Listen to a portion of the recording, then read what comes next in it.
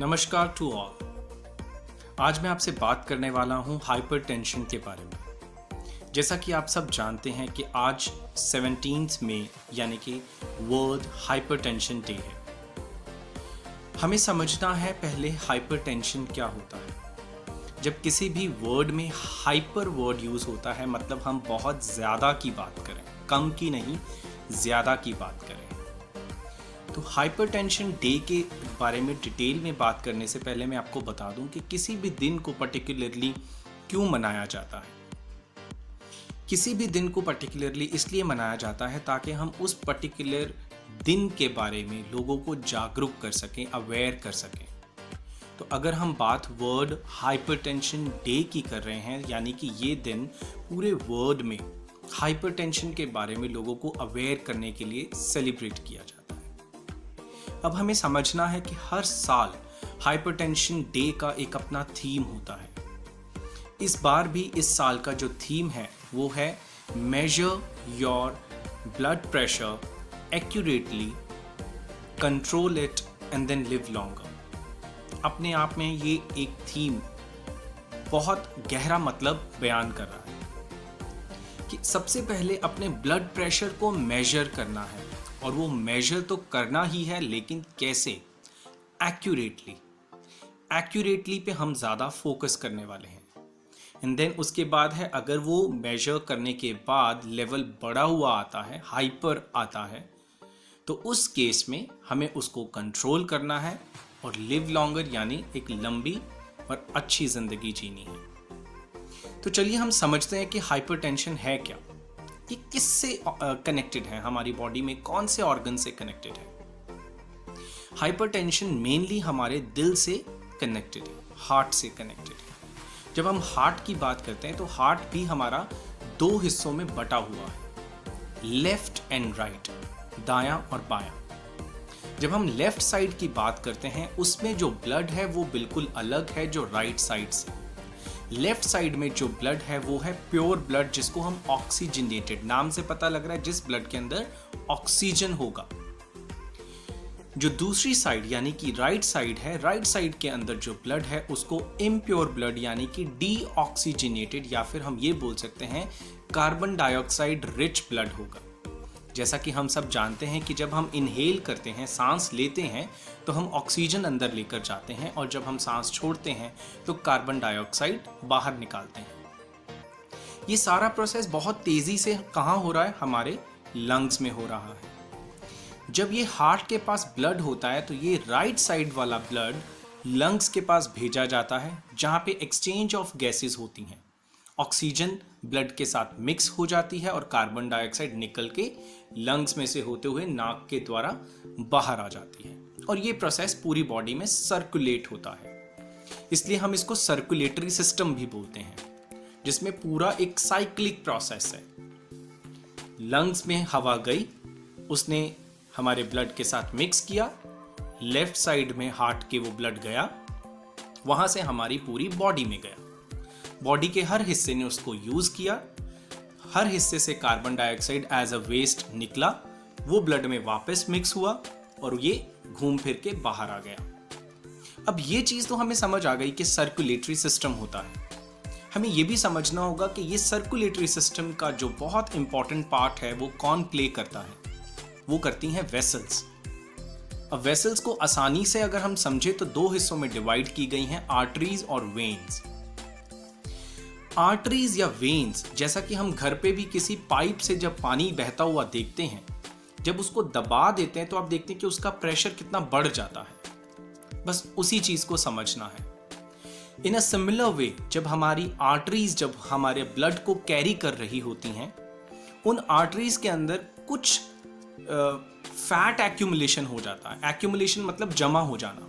Fats जो होते हैं वो जमा होने शुरू हो जाते हैं, कोलेस्ट्रॉल जो है वो जमा होना शुरू हो जाता है।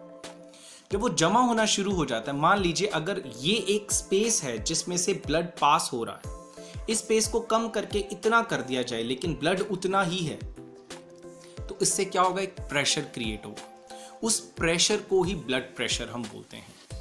जो नॉर्मल एक रेंज मानी जाती है वो 120/80, 120/80। अब हमें समझना है ये दो रेंज क्या है। हमें ये समझना होगा कि हम हार्ट को एक पंपिंग ऑर्गन बोलते हैं, कि वो पंप है, जैसे एक कूलर का पंप होता है, वो पानी को सक करता है और पूरे कूलर में भेज देता है। इन अ सिमिलर वे हमारा जो ह्यूमन हार्ट है वो भी क्या करता है, पंपिंग करके पूरी बॉडी के अंदर ब्लड को भेज देता है। जब हम पंपिंग ऑर्गन की बात कर रहे हैं, this is the process contraction relaxation, contraction relaxation. जब कॉन्ट्रैक्ट होने पे जो प्रेशर क्रिएट होता है उसको बोलते हैं सिस्टोलिक प्रेशर, और जो रिलैक्स होने पे प्रेशर जनरेट होता है उस प्रेशर को बोलते हैं डायस्टोलिक प्रेशर। जो 120 हम बोलते हैं वो है सिस्टोलिक प्रेशर जो कॉन्ट्रैक्शन से बनता है, और जो डायस्टोलिक प्रेशर है जो रिलैक्सेशन होने से बनता है वो होती है रेंज 80। अब ये नॉर्मल रेंज बोली जाती है, लेकिन ये गाइडलाइंस चेंज होती रहती हैं।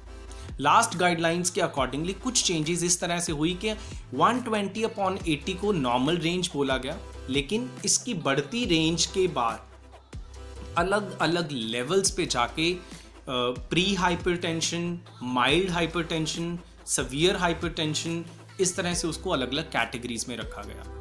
जब हाइपरटेंशन आपको डिक्लेयर कर दिया जाता है तो देन आपको एक प्रॉपर ट्रीटमेंट लेने के लिए डॉक्टर्स बोलते हैं। यू आर ऑल्सो रिक्वेस्टेड, अगर आप हाइपरटेंसिव हैं, हाइपरटेंशन के पेशेंट हैं, तो अपनी मर्जी से मेडिसिन नहीं लेते हुए बल्कि अपने डॉक्टर्स की प्रिस्क्रिप्शन को फॉलो करें। दूसरी चीज़ हमें समझना है कि हाइपरटेंशन होता क्यों है। जब हम बॉडी से बहुत ज़्यादा वर्कआउट करते हैं, वर्कआउट से क्या होता है, जो आपकी एक्यूमुलेशन है वो रिड्यूस हो जाती है। But if you will not, आजकल क्या है कि जो जॉब्स हैं, जो काम है वो बहुत स्टेगनेंट है, यानी कि आप ज़्यादा काम बैठ कर या एक जगह पर रुक कर करते हैं। उससे क्या होता है कि बॉडी का वर्कआउट रिड्यूस होने की वजह से दैट एक्यूमुलेशन हैपन, जब वो जमा होना शुरू हो जाएगा वेसल्स के अंदर, वो कोलेस्ट्रॉल एंड फैट्स, तो उससे जो स्पेस है ब्लड के फ्लो के लिए कम हो जाएगा, जिससे प्रेशर बढ़ेगा। दूसरा कारण हो जाता है स्ट्रेस, तीसरा हो जाता है बैड फूड हैबिट्स, और कई बार हेरिडिटरी भी माना जाता है। सो आप लोगों को क्या करना है, अपनी हेल्दी फूड हैबिट्स पर ध्यान देना है, एक्सरसाइज पे ध्यान देना है, ताकि हम इन चीज़ों को होने से रोक लें। यदि ये चीज़ें हो जाती हैं तब भी अगर जो ट्रीटमेंट लेना है वो डॉक्टर की प्रिस्क्रिप्शन से लेना है।